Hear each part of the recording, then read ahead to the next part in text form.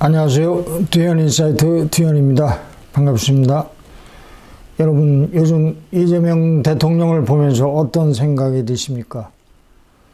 네, 저는 이재명 대통령은 요즘 저에게 잼사가 되었습니다. 잼사란 무엇이냐? 이재명의 애칭인 이잼, 그리고 스승사, 곧 저에게 요즘 이재명 대통령은 요즘 저에게 스승이 되었다. 저의 그 선생님이 되었습니다. 요즘 그 이재명 대통령의 리더십을 보면서 정말 배울 것이 많구나. 항상 매일 보고 들으면서 저는 저 나름대로 잘 배우고 있습니다. 그래서 또 감사한 분입니다.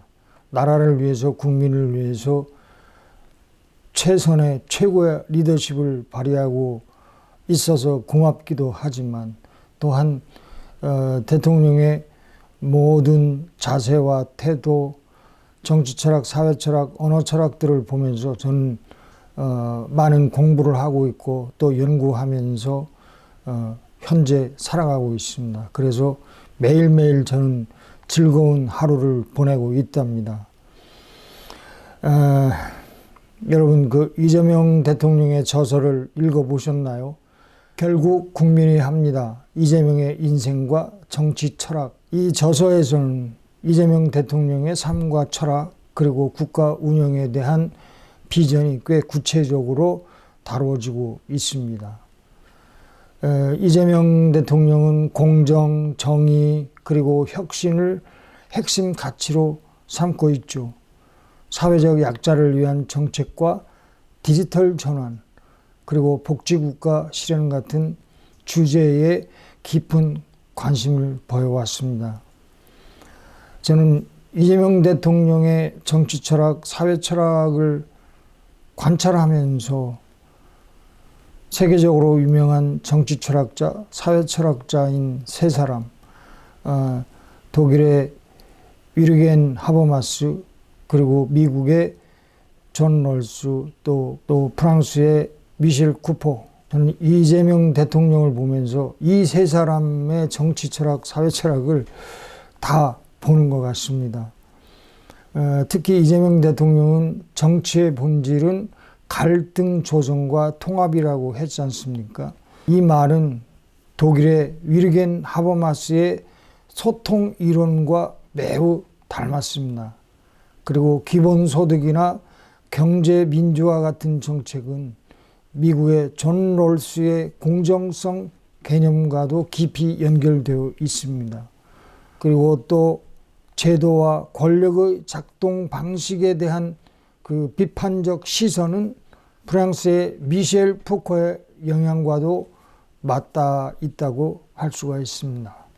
이와 같이 이재명 대통령의 모든 일거수일투족을 잘 관찰해 보면은 이 독일의 철학자 위르겐 하버마스와 또 미국의 철학자 존 롤스, 프랑스의 철학자 미셸 쿠퍼가 주장한 철학들을 이재명 대통령을 통해서 다 읽고 볼 수가 있습니다. 여러분, 설득과 타협은 마치 같은 무대에 서 있는 것 같죠. 그러나 서로 다른 역할을 하는 배우와 같다고 할 수가 있습니다. 설득은 내 생각이나 입장을 상대에게 받아들이게 하려는 행동이죠. 여기서 중요한 건 상대가 나의 논리나 감정에 공감하여 변화하도록 유도하는 것이죠. 설득은 어느 쪽이 이기거나 져야 한다기보다는 상대가 스스로 납득하고 변화하도록 하는데 초점이 있습니다. 반면에 타협은 양쪽의 서로의 입장을 어느 정도 양보하여 공통의 합의점을 찾는 행위입니다. 완전히 서로를 이해하지 못하더라도 함께 나아가기 위해서 실질적인 조정을 하는 거죠.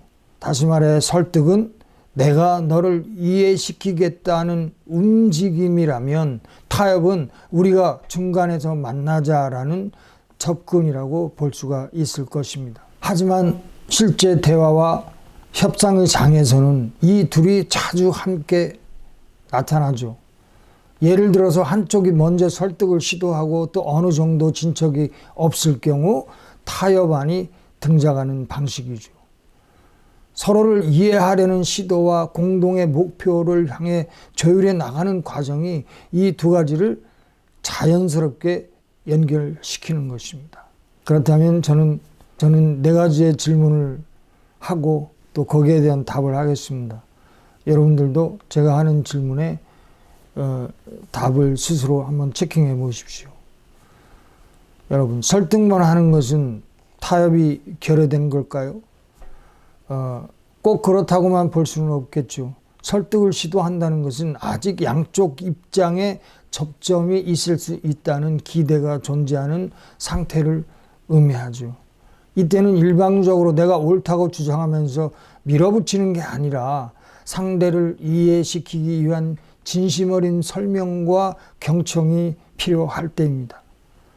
반면에 계속 설득만 반복하면서 상대의 입장을 전혀 고려하지 않는다면 어떻게 되겠습니까? 타협의 여지는 점점 좁아지게 되겠죠. 다음 두 번째 질문입니다. 타협하는 건 설득이 결여된 걸까요? 역시 경우에 따라서 달라지겠죠. 타협은 반드시 설득 실패의 결과는 아니라는 것입니다. 오히려 어떤 상황에서는 완전한 이해와 납득을 전제로 한 타협의 최고의 결과일 수도 있는 것입니다. 둘 다 어느 정도 마음을 열고 서로의 입장을 조정했을 때 생기는 것이니까요. 세 번째 질문입니다. 그렇다면 설득이 먼저일까요? 타협이 먼저일까요? 이건 상황과 인간관계에 따라서 흐름이 달라지겠죠. 신뢰가 두텁고 목표가 명확한 관계에서는 설득이 먼저 등장하는 경우가 많습니다. 그러나 충분한 대화와 설명을 거쳐서 서로가 같은 그림을 그리고 있는지 확인하는 과정이라고 할 수가 있겠죠. 갈등이 첨예하거나 또 이해관계가 복잡한 상황에서는 타협이 우선시되는 경우가 많아지겠죠. 즉 일단 큰 충돌을 피하고 공존을 위해 공통점을 먼저 찾는 것입니다. 다시 말해 일단 큰 충돌은 빼놓고 우선 함께 다 같이 공존할 수 있는 공통점을 먼저 찾는 것이다라는 것입니다. 네 번째 질문은 그 타협과 설득과 타협, 그 속에 착각과 오해를 부는 과정이 존재할까요? 그 어떤 설득도 타협도 상대에 대한 오해나 나에 대한 착각을 해소하는 과정 없이 이루어지긴 어렵다고 봅니다. 진심 어린 대화를 통해 서로의 의도와 맥락을 이해하고 그 차이를 좁히는 것이 핵심이겠죠. 우리 이재명 대통령을 잘 관찰해 보면은 여러분들도 그것을 쉽게 느낄 수가 있습니다. 때로는 우리가 상대방을 오해하는 것보다 상대가 나를 오해하고 있다는 사실조차 인식하지 못할 때도 많습니다. 그러면 여기서 설득과 타협을 논한 철학자들의 그 관점을 한번 살펴볼까요? 먼저 아리스토텔레스가 말한 그 수사학, 이 레토릭은 설득의 기술 자체를 말하는 것입니다. 이 수사학에서 설득을 이성 논리, 로고스, 또 감성과 정서, 파토스, 그리고 인격과 신뢰, 에토스의 이 세 요소로 나누어서 설명을 했습니다. 아리스토텔레스는 설득이 단순한 기술이 아니라 진리와 정의를 실현하기 위한 실천적 지혜라고 보았습니다. 타협보다는 설득의 구조와 윤리적 정당성에 집중했지만 아리스토텔레스의 관점은 타협이 일어나기 전 단계인 의사소통의 기반을 설명하는 데 매우 중요하다는 것입니다. 두 번째는 현대의 정치 철학자 미국의 존 롤스는 정의론에서 공정한 절차를 통한 합의를 강조했습니다. 존 롤스는 사회의 구성원들이 서로 다른 가치관을 가질 수밖에 없다는 점을 인정하면서도 공정한 조건 아래에서 타협은 정의롭다고 본 것입니다. 공정한 조건 아래에서 타협이라는 것은 정의롭다고 보았다는 것입니다. 여기서 타협은 단순한 양보가 아니라 합리적 개인들이 서로를 존중하며 도달한 합의라는 것입니다. 세 번째, 칸트는 도덕적 원칙을 절대적인 것으로 보았기 때문에 도덕적 진리에 있어 타협은 허용되지 않는다고 주장을 했습니다. 예를 들어서 거짓말은 어떤 상황에서도 옳지 않다고 본 것이죠. 이런 입장은 설득이나 타협보다는 도덕적 확신과 원칙의 고수에 가까워요. 하지만 현실 세계에서는 이런 입장이 너무 이상적이라는 비판을 많이 받았습니다. 네 번째, 위르겐 하버마스는 이상적 담론 상황이라는 개념을 통해서 모든 참여자가 평등하게 의견을 나누고 강요 없이 설득을 통해 합의에 도달하는 것을 이상적인 의사소통이라고 보았습니다. 여기서 설득은 타협과 분리가 되지 않고 상호 이해를 위한 과정으로 작동을 한다는 것입니다. 위르겐 하버마스는 단순한 거래가 아니라 합리적 대화의 결과여야 한다고 강조를 했던 것이죠. 어떻게 보면 이재명 대통령의 정치 철학이 또 이 위르겐 하버마스와 닮은 꼴이 많다라고 할 수가 있겠습니다. 미셸 푸코는 말합니다. 우리가 진리라고 믿는 것도 권력과 제도의 산물일 수 있다고 말입니다. 현대사회는 수많은 정보와 규범 또 제도에 둘러싸여 있죠. 푸코의 관점은 우리가 당연하게 받아들이는 것들을 비판적으로 재구성할 수 있는 능력을 길러준다는 것입니다. 이처럼 철학자들은 설득과 타협을 단순한 기술이 아닌 인간의 이성과 윤리 그리고 사회적 관계 속에서 작동하는 복합적인 과정으로 바라봤던 것입니다. 종합적으로 말씀드리자면 위르겐 하버마스의 소통은 어떻게 대화할 것인가에 대한 프레임을, 그리고 존 롤스의 무엇이 공정한가에 대한 기준을, 그리고 미셸 푸코는 우리가 믿는 것이 정말 사실인가에 대한 도전 의식을 준다는 것입니다. 이와 같이 이 세 사람의 사상을 통합적으로 바라보면 오늘날처럼 다양성, 갈등, 기술, 권력 또 윤리가 얽힌 이 사회를 살아가는데 더 넓은 시야를 갖게 될 수 있을 것입니다. 이 세 철학자의 사상을 융합해서 사유하고 실천하는 리더, 이런 리더는 어떨까요?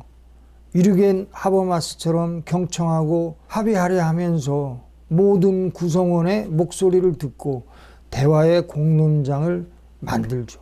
그리고 결정은 권위보다 이해와 설득을 기반으로 합니다. 미셸 푸코처럼 권력을 장악하고 성찰하면서 제도나 담론의 이면에 숨겨진 구조적 억압을 비판합니다. 자신이 가진 권력조차도 의심하면서 통제하려는 태도를 잃지 않는 것입니다. 존 롤스처럼 공정한 구조와 제도를 설계하는 것입니다. 취약한 사람도 보호받을 수 있는 사회, 그런 시스템을 고민하는 것입니다.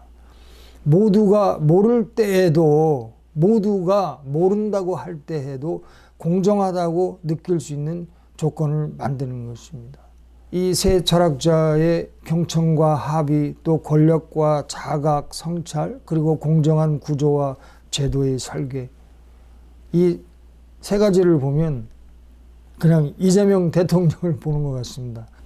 이재명 대통령의 정치 철학과 사회 철학, 언어 철학이 독일의 위르겐 하버마스처럼, 또 프랑스의 미셸 푸코처럼, 또 미국의 존 롤스처럼 그들이 논하고 주장하는, 강조하는 그 철학들을 이재명 대통령이 현재 다 실천하고 있다.